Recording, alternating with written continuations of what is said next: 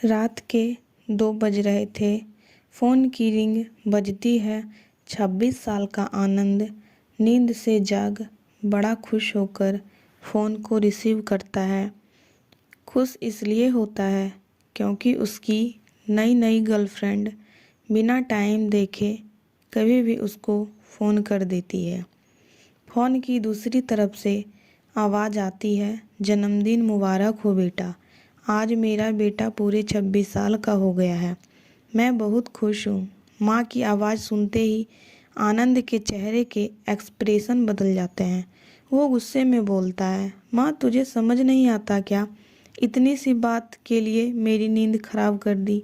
यह बात तो तू मुझे सुबह भी बोल सकती थी। इतना कहकर वह फ़ोन काट देता।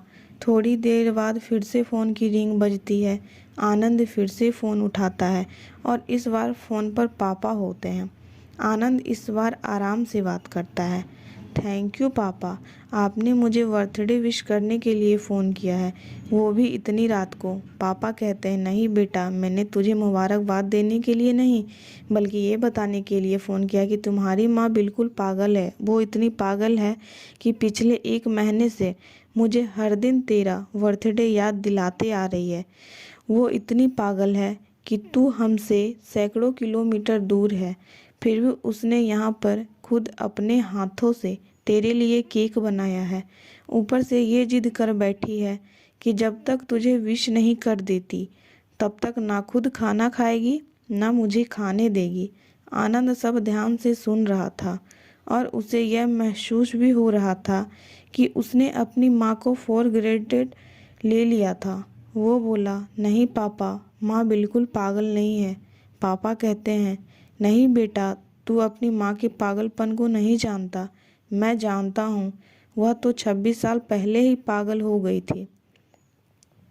जब डॉक्टर ने उसे कहा था या तो हम बच्चे को बचा सकते हैं या आपको, उसने बिना 1 सेकंड भी सोचे बच्चे को बचाने का फैसला ले लिया और मुझे भी कसम देकर उस फॉर्म पर साइन करने के लिए मना लिया था जिस पर लिखा था उसकी ज़िंदगी इस ऑपरेशन से खतरे में और अगर उसे कुछ होता है तो उसके जिम्मेदार डॉक्टर नहीं होंगे। अब तू ही बता, बिना तुझे देखे जो औरत तेरे लिए मरने को तैयार हो जाए उसे हम पागल नहीं कहेंगे तो क्या कहेंगे? इतना कहकर पापा ने भी फ़ोन रख दिया। आनंद ने भी अब यह महसूस किया था कि वह जो कर रहा था वो भूल नहीं, गुनाह था। हाँ, एक बार किसी इंसान को दुख दो तो कोई बात नहीं, लेकिन भगवान को दुख देना गुनाह ही होता है और माँ भगवान से कम नहीं होती। पश्चाताप के आंसू उसकी आंखों से बह निकले। सवेरा होते ही आनंद अपने घर की ओर रवाना हो गया, अपने माँ बाप से माफ़ी मांगने के लिए। घर पहुँचते ही उसने पहले माँ से माफ़ी मांगी जिसने उसे गले से लगा लिया। फिर वह अपने पापा से माफ़ी मांगने लगा। पापा ने कहा, कोई बात नहीं बेटा, जा तू वापस चला जा। तेरी माँ हमेशा कहती थी कि तू उसे बुढ़ापे में संभालेगा, लेकिन मैं उसे समझा दूंगा। जैसे आज तक मैं उसे संभालते आया हूँ वैसे ही आगे भी मैं उसका ख्याल रखूँगा। उसे भी यह समझ लेना चाहिए, जो बेटा उसके एक फ़ोन करने से परेशान हो जाए वह उसे उम्र भर क्या संभालेगा। बाप की ऐसी कड़वी बातें सुन आनंद की आंखें बहने लगी और सर झुकाए अपने बाप के सामने चुपचाप खड़ा रहा।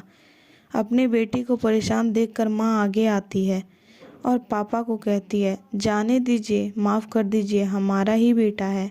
माँ की ममता का मोल ना कोई लगा पाया था ना कोई लगा पाएगा। 9 महीने प्रसव की पीड़ा सहन करके हमें नई जिंदगी, नई दुनिया में लाने वाले माँ ही हमारी हर गलती को माफ़ कर सकती है।